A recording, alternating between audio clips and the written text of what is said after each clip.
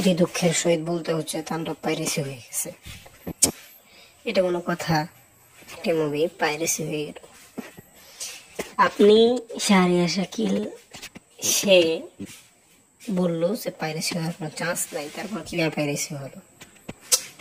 আশ্চর্য, পাইরেসি হয়ে গেছে। এখন পাইরেসির ওখানে একটাই পাই, আগামী ছবি করার আগে আপনাদের পাইরেসির মূল চক্রটাকে ধরে জেলখানায় দিয়ে 200 কোটি টাকার জরিমানা নিলে দিতে হবে। এখানে এটা 200 কোটি টাকা কামানোর পটেনশিয়াল রাখতো, আর এই হারামজাদারা স্বপ্নে ছেড়ে দেয়।